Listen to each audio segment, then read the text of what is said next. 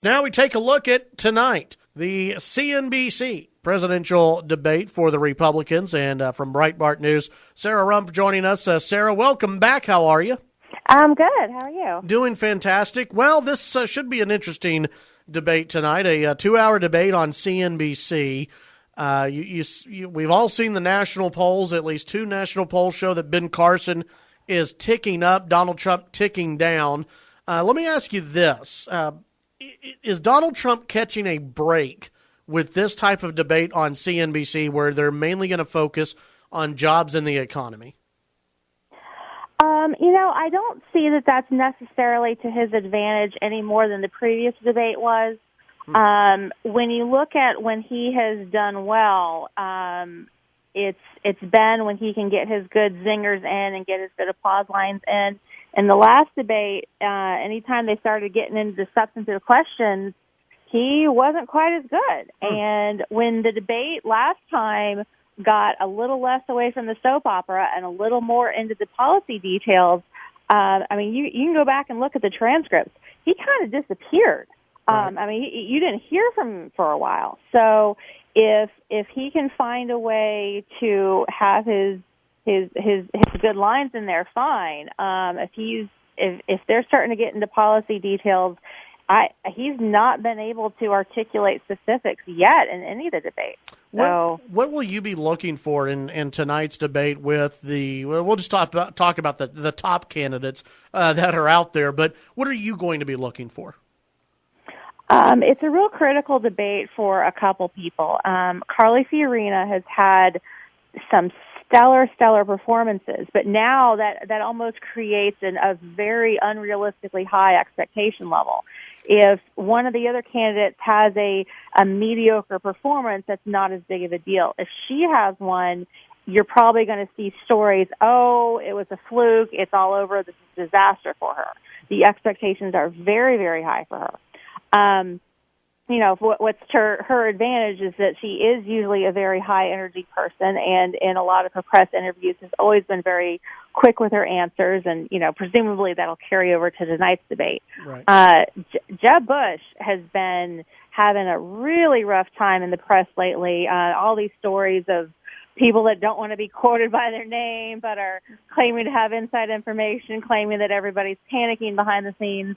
I think some of the doomsday stories are a little premature. I mean, the guy is still sitting on a giant pile of cash. But, when we're having staff cutbacks and having, a lot of stories about donors and supporters being anxious, he's really, really got to have a strong performance tonight. What do Marco Rubio and Ted Cruz have to do? Because they're sort of that second level of the top tier, if that makes sense. You have Ben Carson, Donald Trump, and then you have Ted Cruz and Marco Rubio, who are usually within about 3 points, it seems, of each other. I still think those two are going to be in it to the very end. I agree. At least it seems. What do they have to do to break out even more? There's a lot of people that have been predicting that Donald Trump and Ben Carson, they're at the top of the polls now, but they're going to go the way that Rudy Giuliani went. They're going to go the way that Herman Cain went. That their position on the top is not going to stay. And when that happens, as has happened every other election cycle, then where do those supporters go? So that's where Marco Rubio and Ted Cruz, they've got a real opportunity where they're both very skilled public speakers. They're both got a lot of really good ideas and a lot of passion behind them. They've got a chance to put their message out there. And so when the support for Donald Trump and Ben Carson falls off, as many are predicting it will, then people will start looking at most likely somebody who's held elected office before. And that's where, Rubio and Cruz and the candidates like that can really make their case. Well, and it seems as though for Rubio and Cruz, at least how I have viewed them, they've been the most consistent during the debates. They both had really good debate performances. They haven't let anyone down. Granted, I think that first debate, Cruz didn't get a lot of time, but when he was given some time, he sounded good. Same thing for Marco Rubio. They both they knock it out of the park every single time they get questions. I guess we should expect more of the same tonight. Yeah, and that's something that's definitely one of their strengths. They're both attorneys. They're both very, very quick minds, and you can look at. I mean, you look at a longer track record than just a handful of debates. Look at the press interviews with these guys over the past couple of years. Look at their Senate speeches. Rubio and Cruz are probably some of the best speakers that we have on the conservative side today. They're both very, very engaging speakers. Rubio especially has a little more talent in putting things as more of a positive spin, and Ted Cruz just definitely gets a lot of really, really good passion behind what he's talking about. They're very even performances too. Like you said, they don't often get tripped up. Neither one of them is prone to making gas or saying the wrong thing or getting tongue twisted. I mean, even in interviews, I mean, just the tiniest thing gets blown out of proportion with the way the media works these days. I mean, Jeb Bush in an interview recently said something about the actress that's on the new Supergirl show being cute or pretty or whatever, and that was in the news. There was like a couple of days of stories about that.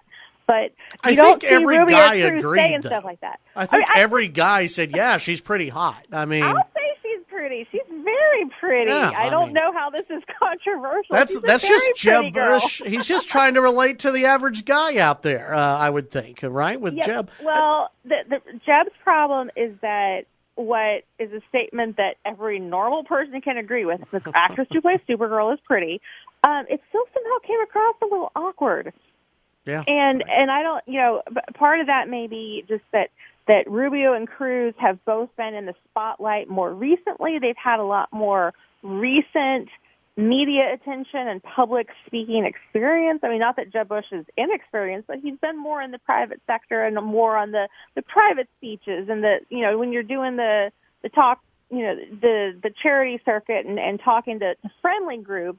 It's a little different than when you're getting peppered with questions constantly. I mean, Rubio and Cruz both went through very vicious primaries to get into the Senate race. Yeah. And, so they've got a little bit more battle experience as far as these things go. And, when it comes to comfort level and doing well on a debate stage, that kind of thing really matters.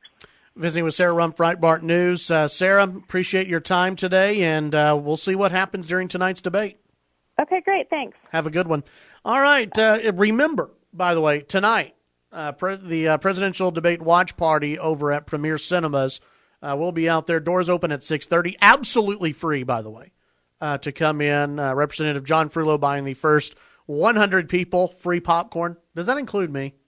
Because I'll probably be among the first that get there. So I wonder if I get a free popcorn. We'll see.